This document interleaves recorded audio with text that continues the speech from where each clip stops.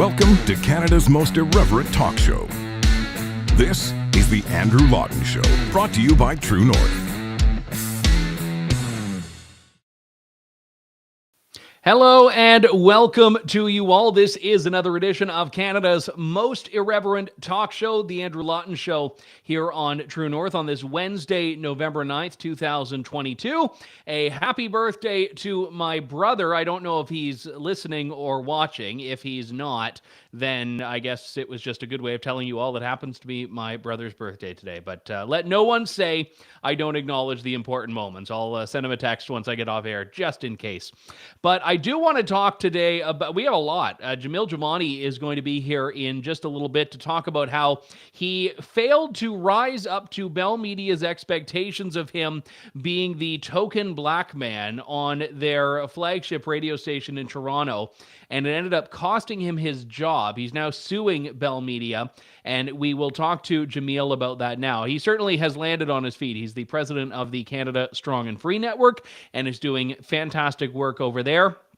Also going to talk a little bit later on about the potential return of masks. We're already seeing little bits and pieces of it here. The University of Waterloo has plunged its classrooms back into mask mandate paradise, and we are seeing some health units start to talk about masking, so that'll be something that we need to definitely keep an eye on. It's the only thing that is not covered when there's a mask mandate. You can see out of your eyes, and that's about it. And we are also going to talk about the Public Order Emergency Commission. Now, let me say first off, there was a bit of an unexpected turn of events today, and I'm not in Ottawa, so I didn't see it in person, but I saw the clip going around just like all of you did, where one of the lawyers who represents the commission, he represents the Public Order Emergency Commission, actually collapsed midway through his examination of the witness. Now, this gentleman, Monsieur Poliquin, is not clear actually what condition he's in right now. The commission has said to protect him and his family, or out of respect for him and his family, no details will be released about his health. That is something that we are going to respect. And I mean, obviously these things happen and not often, and we hope he's okay and send our thoughts and prayers. But it was an interruption in the proceedings. That witness is going to testify tomorrow, and the commission has reconvened, I think as of about an hour ago, but they've done it with a different witness. So they've just rearranged the schedule a little bit. But again, when you have something going on like this is the inevitable byproduct. Things will come up. You have to work around them. What I'm very interested in is what happened yesterday when a document was put forward to an OPP representative. And this document contained a rough transcript, more of a summary, I guess, of a call between Prime Minister Justin Trudeau and Ontario Premier Doug Ford. When it, just to contextualize it here, it was February 9th. So we're talking about 5 days before the Emergencies Act was invoked. And it was a call specifically dealing with the blockade at the Ambassador Bridge, which we know from sworn testimony was not connected to the Ottawa protest in any direct way. It was certainly inspired by and perhaps a copycat of, but it wasn't being quarterbacked or coordinated by Tamara Leach or any of the folks in Ottawa. And they were talking about this, and I'm going to let this clip speak to it. This is a lawyer, Alan Honor, with the Democracy Fund, reading the relevant part of this document to the witness from the OPP.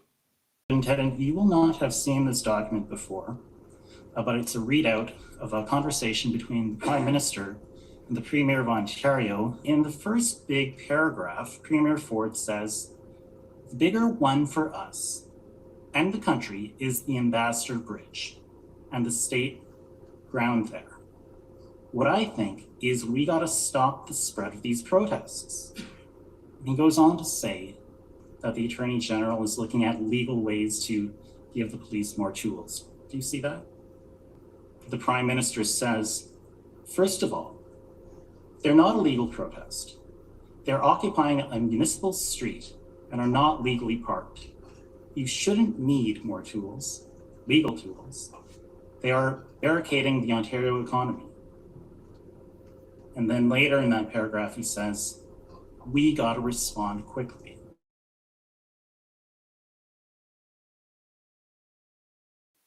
So that's a little bit interesting. Justin Trudeau, first off, makes a declaration that I'm not sure is rooted in law because no one else has been able to say when this became the case that they're not a legal protest. This is the interesting thing. They're occupying a municipal street and are not legally parked. So that is the extent of the convoy's lawlessness. They were not legally parked. So you can just go around and issue a bunch of parking tickets.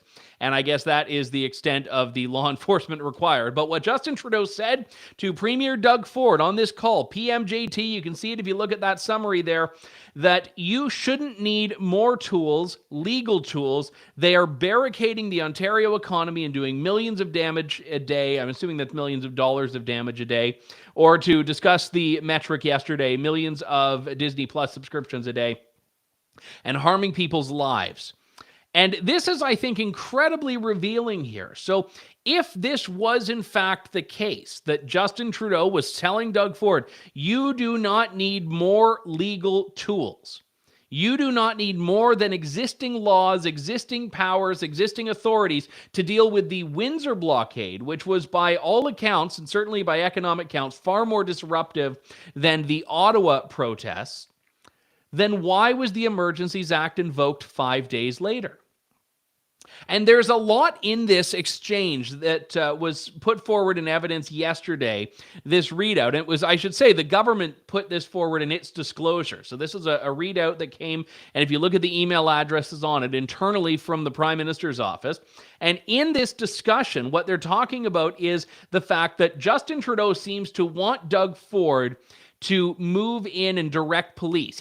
Justin Trudeau is so used to just directing police operations himself, apparently. He's surprised when Doug Ford says, I can't do that. And I want to read this one line here, if I can find it, where PDF, which is not a document in this case, it's Premier Doug Ford, says, I'm just as frustrated as you, and if I could direct the police, I would. There is one thing to have a protest in a city, but when you are impacting the economy and costing jobs, it's a problem.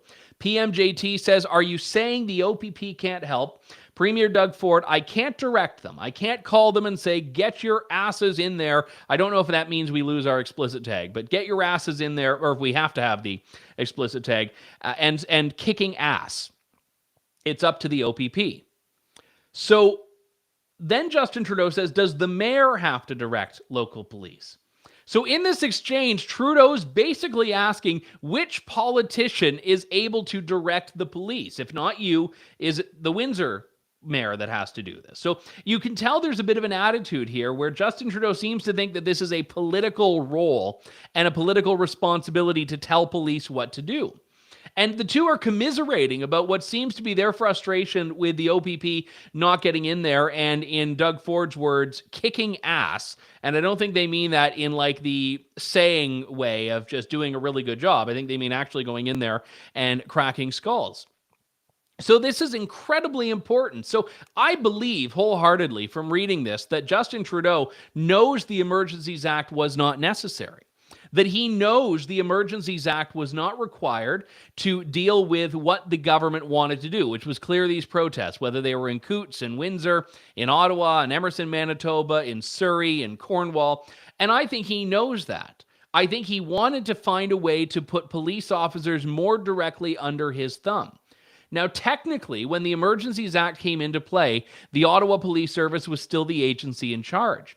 But we know it got a lot more complicated, the command structure. We had RCMP playing more of a role. We had OPP continuing to play a role. Ottawa Police Service, of course, goes through that change in chief. And it's going to be very interesting to hear what Commissioner of the RCMP, Brenda Lucki, says when she starts testifying, I believe next week, maybe in 2 weeks. And it'll be interesting because it sounds like Justin Trudeau believes wholeheartedly that it's the responsibility of politicians to direct police.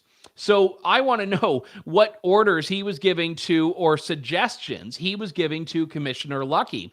If he's so baffled that Doug Ford isn't in there telling the OPP what to do and saying, yeah, why don't you go there and why don't you clear that and arrest that person? And it's very revealing into the mindset. And I think it's also revealing to the fact that he knows what police have been saying, which is that the Emergencies Act wasn't required. And I want you to juxtapose this line of his. And I'll reiterate it one more time. You shouldn't need, this is quoting Justin Trudeau, you shouldn't need more tools, legal tools. They are barricading the Ontario economy and doing millions of damage a day. Now, let's take a look at this montage that my fantastic producer prepared of Justin Trudeau when he's speaking into a microphone and into a camera saying a very different thing about the necessity of the Emergencies Act. Invoking the Emergencies Act has been necessary. Law enforcement agencies relied on it to set up secured areas in downtown Ottawa and at border crossings. Right now, the situation requires additional tools not held by any other federal, provincial, or territorial law. It prevented foreign money from continuing to fund illegal blockades, and it's making sure our borders remain open. It has been the responsible thing to do. From the very beginning, I offered to the Commission to appear at that Commission so that Canadians could understand exactly why we had to do what we did, why we didn't enter into those decisions lightly, but why it was necessary to restore order to Canada. We didn't want to use the Emergencies Act. It's never something to turn to without serious consideration. But after weeks of dangerous and unlawful activities, after weeks of people being harassed in their neighborhoods and small businesses forced to close, after billions of dollars were stalled in trade, putting people's jobs and livelihoods at risk, after the National War Memorial was desecrated, after evidence of increased ideologically motivated violent extremism activity across the country, after a flood of misinformation and disinformation washed over Canada, including from foreign sources, after these illegal blockades and occupations received disturbing amounts of foreign funding to destabilize Canada's democracy, it became clear that local and provincial authorities needed more tools to restore order and keep people safe. Today, in these circumstances, it is now clear that responsible leadership requires us to do this.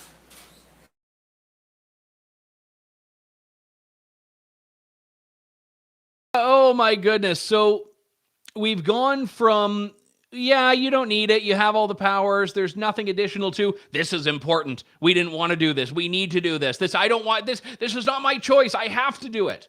We have to do it because of foreign, I don't even know what they're talking about with foreign misinformation. I think most of the misinformation was coming from Marco Mendicino and Justin Trudeau. All of the evil, scary financing. Yes, because, Gladys Pippins in Wallaceburg, who gave the convoy $10, has been such a nefarious and sinister figure. We must freeze her bank accounts if she gets out of line again, or threaten to freeze her bank accounts. And on it goes, this idea that this was necessary, that law enforcement asked for it, when even Justin Trudeau himself, in his conversations with Doug Ford, was saying something remarkably honest, which it doesn't sound like he was doing in those clips, and saying that you have all of the powers and authorities you need.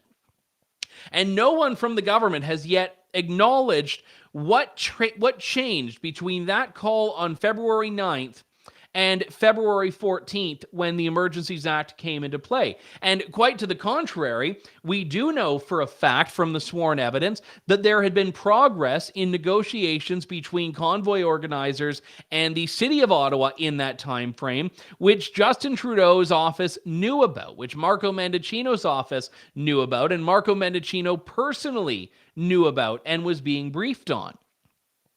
So if Justin Trudeau is claiming 5 days before he invokes the Emergencies Act, 4 days before he discusses it with his cabinet and the premiers, that it's not necessary, it's almost as if this was a move that the government knew it didn't need to do. But contrary to its claims to the media, it wanted to do. Because they wanted that power to go after people's bank accounts. They wanted the ability to make an example of all of these protesters that had embarrassed the government by bringing this message of freedom. A message that was unifying people from across this country, a message that went beyond left and right and actually spoke to people in a very real way. That message, those people who brought that message, had humiliated the government. And they couldn't stand for that. Justin Trudeau couldn't stand for that. And it's a shame. It's a shame that we don't get to see in real time how the government and the cabinet ministers and all of the staffers are responding to this testimony every single day. The testimony that comes out further proves the lack of necessity behind the Emergencies Act. All of these people, police officers, career police officers, well respected by government and by public and by their peers in law enforcement, are all saying that they aren't backing it up. They aren't backing the government up. The most support government has gotten on this is from police saying, yeah, when they offered it to us, we used it, but we didn't really need it. And I think that's very telling.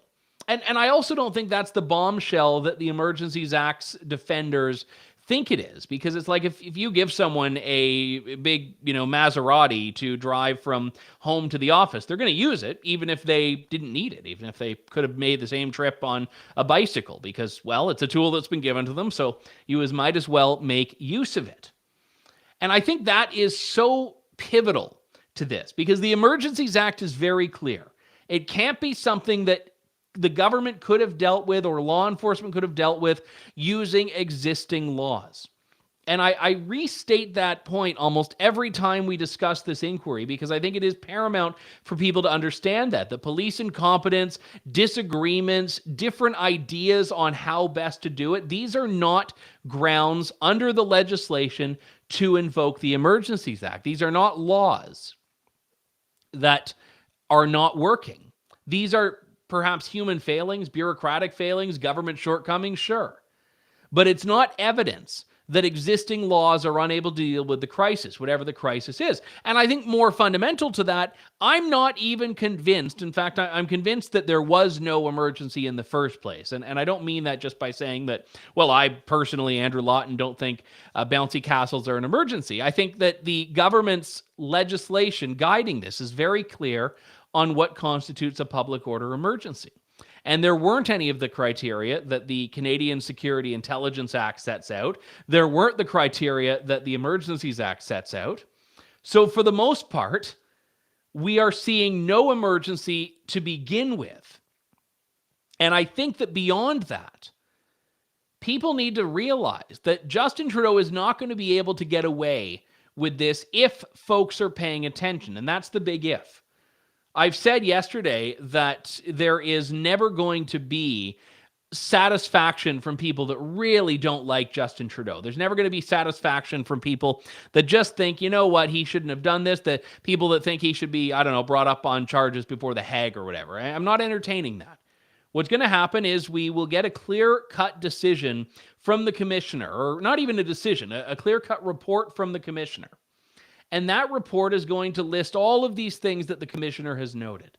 It may not be satisfactory. It may not come to the conclusion that, yes, the Emergencies Act was right, or no, the Emergencies Act was wrong. He doesn't need to make that decision. But even if he says it's unjustified, or certainly makes that case without saying it directly, it doesn't result in anything resembling charges. It doesn't result in anything resembling civil liability. It doesn't mean Justin Trudeau is forced out of office. I think he should resign if that is what the decision comes back as, if for no other reason than the standard that he set when he was defending this in the House of Commons. But I think that what's key here for people to realize is that we're starting to see evidence that even the government itself knew this wasn't necessary. From Justin Trudeau point blank telling Doug Ford that, to what we also saw last week or 2 weeks ago in the text messages exchanged between staffers in Trudeau's office and staffers in Marco Mendicino's office, saying that we need to just lean into the narrative. They wanted this as a media opportunity, not as a national crisis needing some massive public safety response. So we'll have more of that in the days and weeks ahead. We are on the back half of the commission, but there are still a couple of weeks left to go here. I want to talk about one of my favorite topics, which is talk radio. I've been a long-time talk radio fan. I really cut my teeth in the media industry doing a daily talk radio show, and I know a lot of you who listen to this show used to listen to me on the radio, whether it was in London and Toronto and in Calgary, and I thank you very much for that.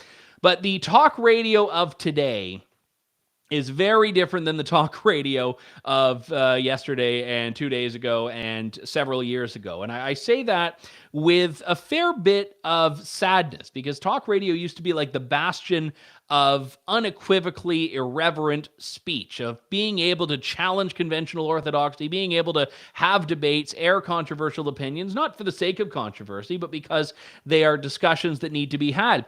And it has gotten increasingly woke in Canada. And I would say there are few better able to attest to that than Jamil Jivani, who hosted a fantastic show on Bell Media's News Talk 1010 in Toronto, although his management seemed to want it to be a lot less fantastic. And I want to bring in Jamil to talk about this, now the president of the Canada Strong and Free Network. Jamil, good to talk to you, sir. Thanks for coming on today. Yeah, thanks for having me, Andrew. I certainly share your passion for what talk radio used to be. And I mean, it's great we have platforms like yours where we can still have some of these important conversations. Well, we'll blow the minds of our former employers, both of whom fired each of us. But let's talk about this, because you hosted a great show on News Talk 1010. You talked about a lot of things. You introduced yourself to a lot of people who didn't know you. And it was fascinating when they fired you. And you know, it was, I'd say there's a bit of a purge going on in radio at the time. Danielle Smith, I know in Alberta, was having some issues around the same time frame, not connected to you or your case, but there were these changes. And we've started to see a little bit more about this in court documents, because you are suing Bell Media for your termination. And the one notable one that I really want to talk about here is this accusation that Bell has made to you, that you, who, as I understand it, were the only black man on the station, were insufficiently diverse for them. That's exactly right. It's very confusing exactly what diversity means to a company like Bell, because they say they want people from different backgrounds, but they don't seem to want anyone to actually bring their perspective to their job. So they want to celebrate, oh, this person's from this community, this person has this identity. But then when you want to talk about what's happening in the world, all of a sudden they'd like for everyone to sound the same, which doesn't sound like diversity and inclusion to me. And I think one of the key examples of this was around, you know, all the COVID stuff. You know, I hosted my show last year when, of course, COVID was the main thing on the news every single day. And, you know, I'm a black man. I come from a community where, because of history and because of other reasons, a lot of people were hesitant to get the vaccine. And Bell wanted me to talk about that if I was willing to deliver the message that they wanted. They wanted me to come on the radio and shame people and hate people and say, you know, mean things about people who wouldn't be vaccinated. And my point of view was look, I mean, part of diversity is recognizing people have different life experiences, and I'm not going to attack people who make a different decision, even if it's not the same decision I made. And that was where so much of our conflict came from. And you can see even in the court documents, which I encourage people to check out on my Twitter page. I posted a link to where you can read them yourself. They basically say I didn't shill the Liberal Party's lines on COVID-19, and that's one of the reasons they fired me, which is kind of a mind-blowing thing to say out loud. They say on the record. I was very surprised to read it, to be honest. Yeah, in a way it was weird, because I read your initial filing, and you're making all these claims, which of course I should say haven't been tested in court, about why they fired you. And then in their defense, they basically reaffirm everything you accused them of doing, and try to put their own spin on it, of course. And one of them, they say point blank in their defense filing here that you were not committed to their diversity and equity and inclusion policies and all of that. And some of the other things they included as your alleged transgressions, I found ridiculous. One of them was you had an interview with an MP, Kathy Wagenthal, who didn't toe the government's line on vaccination. And you say you were supposed to be more aggressive or assertive in you know, shouting down whatever she was saying. And it's Kathy Wagenthal, I've interviewed her before. She was offering the unorthodox position. She was challenging the position you could get anywhere else. So the idea that you then need to, you know, silence her or rebut her, I find ridiculous. And again, really a rejection of what talk radio used to be. Yeah, I mean, you know, MP Wagenthal is a duly elected member of our parliament. For her to be given an opportunity to share her perspective on an important issue seems like exactly what the media is supposed to do. We're supposed to bring forward perspectives that are influencing public policy, influencing the way politics and government work.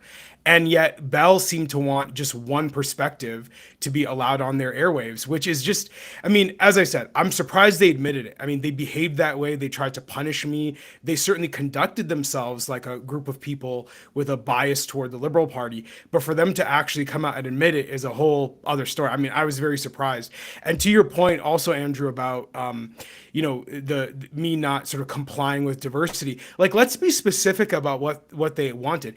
These guys put out last November, about a year ago today, they put out a plan that was about segregation, that was about putting together diversity groups that would have meetings based on all the Black people get together, all the Indigenous people get together, all the white people get together.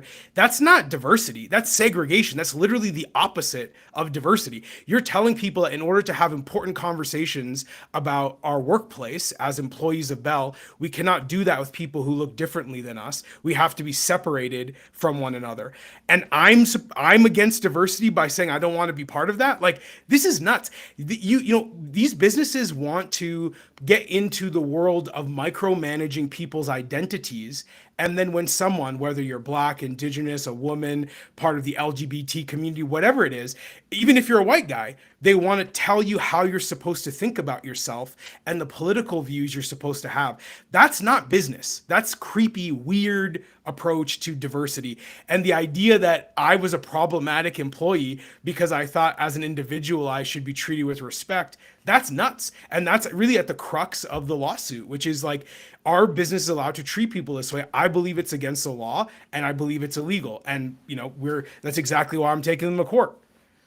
When you were hired, was there ever a sense that you had in your discussions with them, either formally or informally, of what they wanted you to be and what they wanted you to say, whether it was a particular position or a particular issue, or did they just look at you and, based on a couple of interviews you'd done and perhaps your book and things you'd written, just assume that they had you figured out and they knew where you were going to go once you were on air?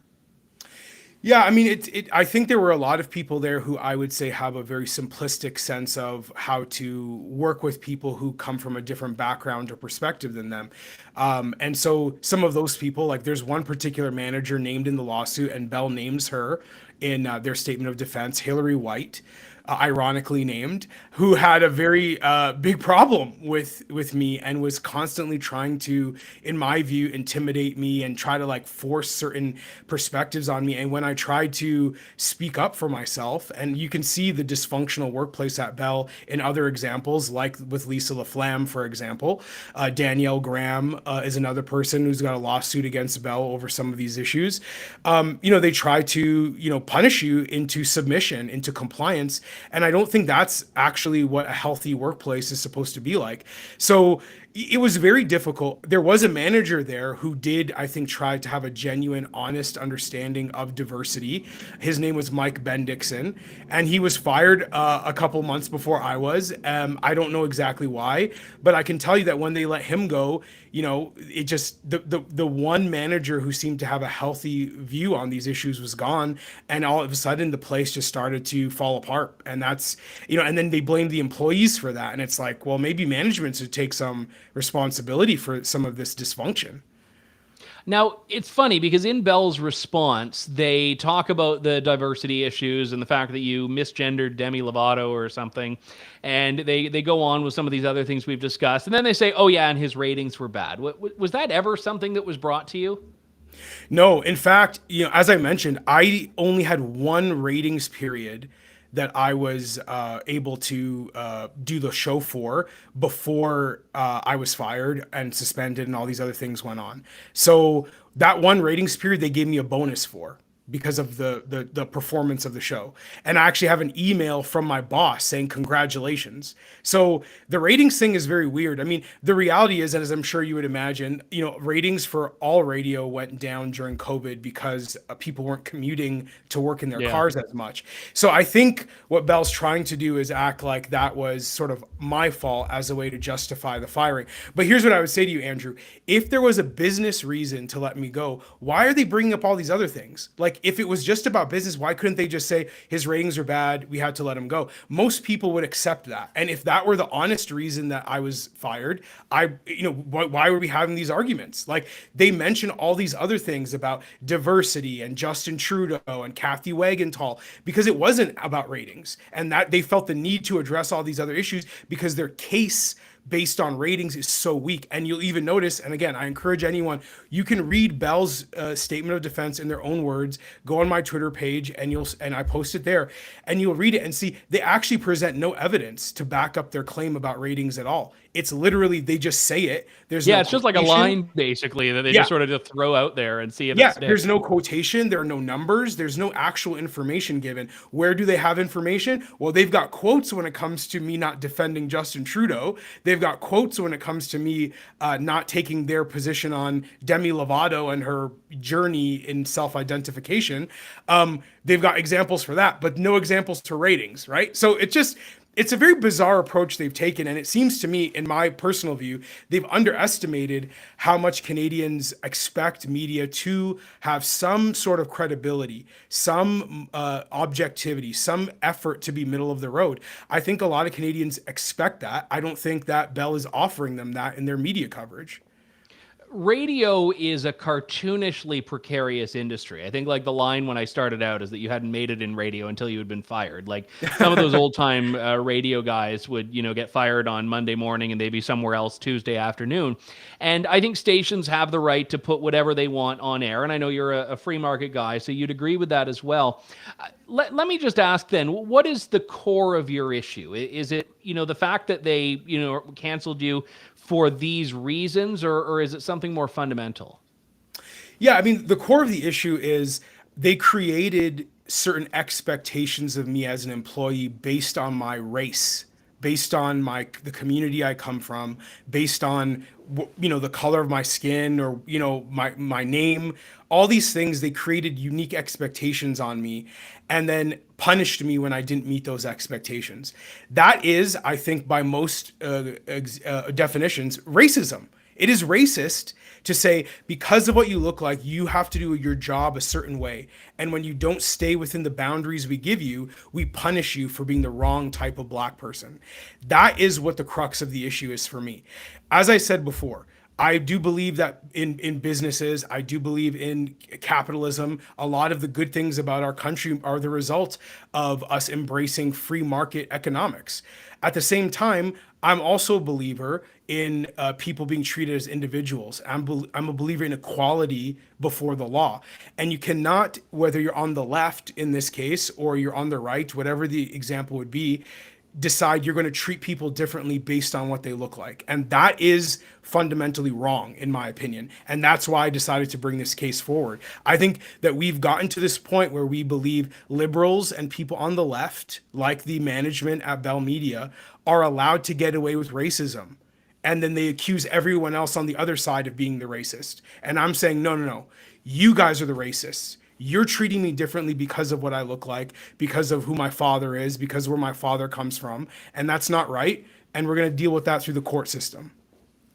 This may shock people in this colorblind world, but I'm not Black, so I don't have the, the experience of being a member of that community. But, I don't even like talking about people in terms of communities, because people are individuals. And that seems to be the issue they had with you, that you were an individual and that, your community certainly colors and shapes your perspective, but it doesn't confine you to one particular perspective. And I feel that it's just so laughable that this idea of diversity, this idea of having more voices represented from a variety of backgrounds, which is important, only extends when those voices say certain things. Yeah, and that's exactly the problem. I mean, I have email documentation of Bell encouraging me to talk about vaccine issues in the Black community. They brought me on CTV News to talk about the issue. But they wanted you to do a PSA, basically. They wanted you to promote vaccination to people in the Black community. Exactly. But as you said, Andrew, I'm a human being. So I know that when I take that responsibility on, I have to do that with integrity. And part of doing that with integrity is showing respect to people in my community who have a different point of view. And then when I go on the radio and show respect to people who make a different decision, then I'm being punished for it. Well, you can't control a person that way. That is fundamentally wrong to say we're going to use your race when it's convenient to us. But then when you want to show respect to people with the same identity as you, we're going to punish you for it. That is a kind of manipulation that is only possible when you have a business like Bell who thinks that they are so above any kind of moral expectation, any moral standard, that they can get away with anything they want. And the reality is, no matter how big and rich you are in this country, no matter how big of a business you are, no matter how much power you have as a Bell executive, you're still beholden to the law. And that's exactly why a lawsuit is necessary here. They can't get away with treating people this way. You are taking on the machine, and I couldn't be happier for you, Jamil Jivani. So thank you for that, and best of luck. And just on a purely unrelated topic here, I know you've written in the past about your friendship with J.D. Vance. You went to law school with him at Yale. Any thoughts on his big victory last night in Ohio? You know, I'm just happy for him. Like, I know a lot of the coverage has sort of pointed to the fact that Republicans did not have the quote unquote red wave as many expected. A lot of these Senate races and congressional races were more competitive than people thought. But I knew JD's wasn't going to be that competitive because he's been working his butt off. He's been connecting with people in Ohio. He's from there. He's got a story that you can read about in his book, Hillbilly Elegy. You can watch the movie on Netflix. People know where he comes from, and he's lived through the issues that a lot of people in Ohio want solutions to. So I'm happy for him. I think he's going to be fantastic as a senator. You know, I think of him as my big brother. Like, I love the guy. And so nothing but positive vibes for me. I mean, I can't wait to see what he does when he's, actually in the Senate, being able to use his voice for good. Perhaps you'll be able to get Senator Vance at one of the Canada Strong and Free conferences coming up. I hope so. All right. Pull any clout you can. Jamil, always a pleasure. Thanks very much for coming on. Thank you, Andrew. Take care. All right. That is Jamil Jivani, president of the Canada Strong and Free Network. And again, I should say the documents we were talking about from his court case has not yet been resolved. The allegations have been not tested in court, but they are, as you can read for yourself, in many cases, pretty much not refuted, but rather affirmed by Bell in its reply. They're the ones that bring up the fact that he misgendered Demi Lovato by not referring to them as they or her as she, they, whatever it is. And again, by interviewing Kathy Wagenthal and insufficiently being critical of Kathy Wagenthal when interviewing her about her views on vaccination. So, it was actually a little bit triggering for me as someone who went through this with a mainstream media company working in talk radio and finding that this place that used to be the bastion of irreverent commentary was all of a sudden becoming very much narrowed and constrained to something else. So I'm glad to be here at True North. And I think there's a serious point here, which is that the legacy media is not the answer. And I think a lot of the times people get really hung up on this belief that, we can get the newspapers to write about this and get the TV stations to report on this and the radio stations to do this. And to some extent you will, because again, these still have influence. They still have audiences.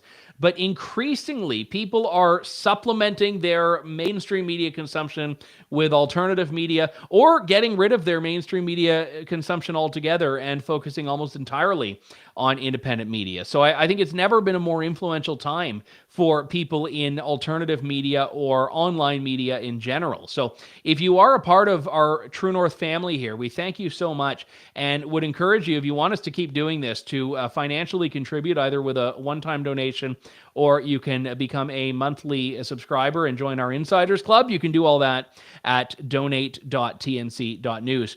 That does it for me for today. I just want to give a very, very special acknowledgement to our veterans out there, those of you who tune in. I know that Remembrance Day is about the fallen, but I also think we need to thank the living as well, and certainly thank the fallen for their sacrifice. So I'm a couple days early, but I will say, lest we forget. Thank you, God bless, and have a good weekend. Thanks for listening to The Andrew Lawton Show. Support the program by donating to True North at www.tnc.news.